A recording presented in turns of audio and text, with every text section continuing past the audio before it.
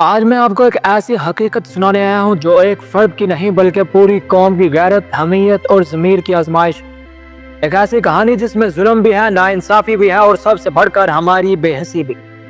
سوال صرف یہ نہیں کہ ریاست اپنے شہریوں کے لیے کیا کر سکتی ہے، سوال یہ ہے کہ کیا ایک خود مختار ملک اپنی بیٹی کی عزت، اس کی آزادی اور اس کی بنیادی انسانی حقوق کے لیے کھڑا ہونے کا حوصلہ رکھتا ہے؟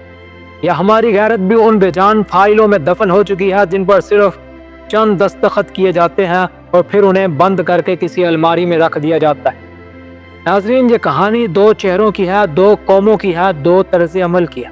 یہ ہے اوٹو وارن بیر، امریکہ کا نوجوان۔ اوٹو ایک عام امریکی شہری ہے جو شمالی کوریا گیا، وہاں ایک ہوٹل میں اس نے ایک پوسٹر پھاڑ دیا۔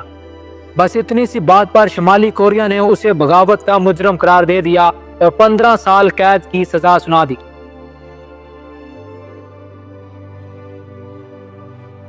لیکن امریکہ خاموش نہیں بیٹھا۔ امریکی حکومت حرکت میں آئی، سفارتکار متحرک ہوئے، سیاستدان میدان میں اترے، بین الاقوامی سطح پر دباؤ ڈالا گیا۔ سویڈن جیسے ممالک تک نے امریکہ کی حمایت میں کردار ادا کیا۔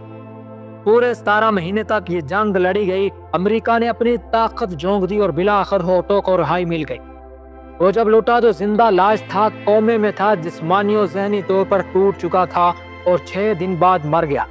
لیکن یہ ثابت ہو گیا کہ امریکہ اپنے شہریوں کو تنہا نہیں چھوڑتا۔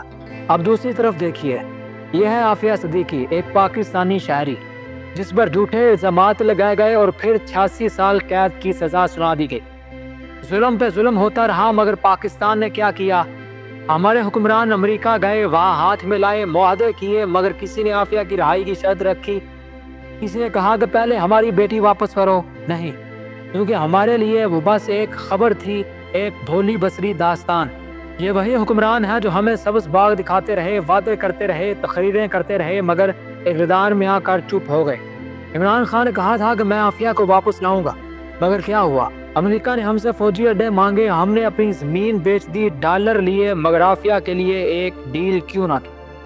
امریکہ اپنے شہریوں کے لیے دنیا سے ٹکرا سکتا ہے، مگر ہم اپنی بیٹی کے لیے ایک لفظ بھی نہیں بول سکتے۔